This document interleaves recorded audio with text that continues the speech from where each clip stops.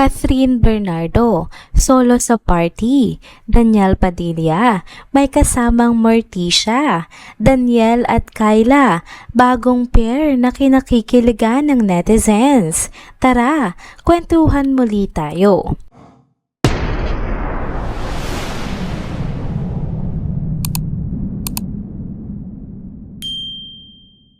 Hello mga ka-trenders! Welcome back muli sa ating channel. Kung bago pa lamang kayo dito, huwag nang kalimutang mag-like, mag-subscribe, at i-hit na rin ang bell notification para lagi kayong updated sa mga balitang trending at napapanahon. Happy Monday mga ka-trenders! Tapos na ang Halloween weekend pero grabe, hindi pa rin tapos sa mga usap-usapan online. Bakit kamo? Kasi parehong may bonggang Halloween party sina Catherine Bernardo at Daniel Padilla. At ayon sa mga netizens, parang may friendly patalbogan na naganap. Alam naman natin kahit noong magkasintahan pa nga sila, inaabangan talaga ng fans tuwing Halloween ang Katniel costumes.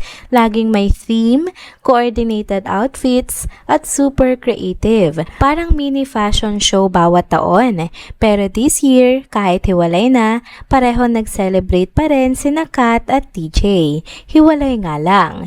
Si Catherine, simple pero classy ang dating. Suot niya ang white off-shoulder mini dress with gloves, shades, at mini crown. Inspired by Mia Thermopolis ng The Princess Diaries.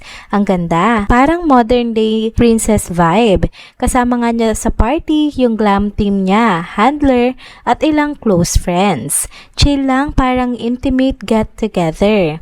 At syempre, tanong agad ng mga netizens, may kadate nga ba si Kath? Pero ayon sa mga nakakita, mukhang solo flight siya that night. Focus lang sa friends, walang halong romantic moments.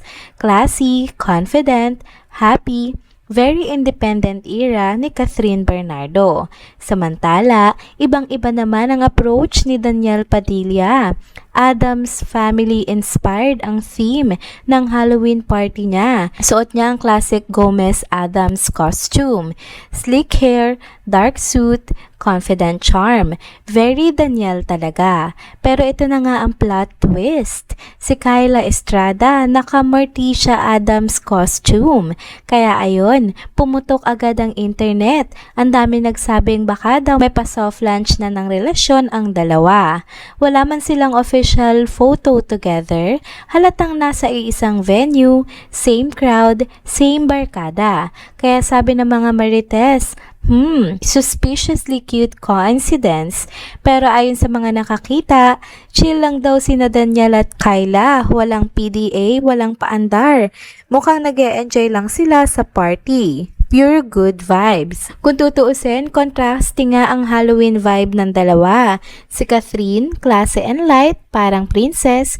Si Daniel, dark and mysterious, parang leading man sa pelikula. Magkaibang theme pero parehong confident, parehong masaya. At kahit hiwalay na nga sila, nakakatuwang makita na pareho silang blooming at moving forward ng maayos. Ang mga fans naman hati ang reaksyon. Yung iba tuwan-tuwa sa elegant simplicity ni Kath. Yung iba todo kilig sa rumored Kyniel. Pero in fairness, parehong chill lang. Walang drama, walang bitterness. Parang both are genuinely happy sa bagong chapter nila. At speaking of Kyniel, ayan na naman sila mga ka-trenders. Kahit tapos na nga ang Halloween, sila pa rin ang trending sa social media. Pero this time, hindi dahil sa intriga, kundi dahil sa sobrang kilig. So yun na nga, may isang video na kumalat kung saan magkasama nga sina Daniel at Kyla sa isang restaurant. Walang holding hands, walang sweet gestures. Pero grabe ang reaksyon ng mga fans. Yung iba napa-bad words talaga sa sobrang kilig. Ganon ka-intense. At kung mapapansin mo, wala talagang malaking eksena. Pero yung vibe ng dalawa, relax, comfortable, may like chemistry. Yun nga yung nakakakilig, 'di ba?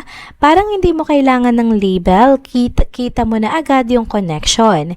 Sabi nga ng mga fans, hindi na raw kailangang mag-confirm kasi the fact na magkasama sila in public, walang pagtatago, parang sinasabi na rin nila na relax lang, masaya sila. Ang ganda pa ng term ng iba ha, private pero hindi nagtatago. Tama nga naman, low-key but happy. At alam nyo bang yung viral video na yon galing sa isang fan encounter? Ang kwento pa nga niya, nakita raw niya sina Daniel at Kyla sa isang restaurant or sa isang event. At bilang solid Daniel fan since bata pa siya, syempre hindi niya naman pinalampas ang moment. Nagpa-picture daw agad siya at ayon sa kanya, super bait daw ng dalawa. Walang arte, approachable, chill.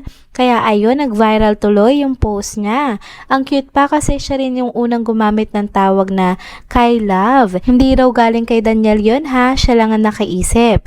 Pero dahil catchy, ayun, kumalat agad sa fandom. At syempre, nagdagdag pa ng apoy sa kilig yung Addams family costume nila nitong Halloween. Parehong elegant, mysterious at bagay na bagay. May mga fans pa ngang gumawa ng movie poster edits as if may upcoming project silang dalawa. Ang galing lang ng imagination ng fandom. Pero kung titingnan mo nga, bagay talaga. Yung energy nila, dark yet romantic, strong pero soft. Hindi pilit, hindi scripted. Kaya kahit simpleng moment lang, nakakagaan ng mood sa social media. Sa dami nga ng toxic news ngayon, refreshing itong ganitong feel-good vibe. At the end of the day, simple lang yung gusto ng mga fans. Hanggat masaya sila, suportado sila. Walang kailangang confirmation, walang pressure. Basta kita mo na parehong blooming, parehong inspired, okay na yon. Si Catherine empowered and thriving sa sarili niyang lane. Si Daniel mukhang at peace at genuinely happy. At kung totoo man o hindi ang kay Niel, ang mahalaga, positive vibes lang. Kaya ayan mga ka-chenders, kahit wala na nga ang Katniel love team, hindi pa rin sila nauubusan ng spotlight. Si Catherine, mala classy princess. Si Daniel, mala mysterious Gomez Addams. At si Kyla, bagong pangalan na ikinakabit sa pangalan ni Daniel at talagang kinakikiligan naman ng lahat ng netizens. So tanong ko sa inyo, kanino ka? Team Classy Princess Kath o Team Mysterious Gomez ni DJ? At sa tingin mo, may something na ba talagang namamagitan kina Daniel Padilla at Kyla Estrada? O baka coincidence lang? Comment down below mga ka-chenders. Hanggang sa susunod, stay happy and stay trending! And there you go mga ka-chenders, dito na po muna nagtatapos ang ating isa na namang trending video update. Salamat sa inyong pagsubaybay at pagsama sa akin hanggang sa dulo ng video na ito.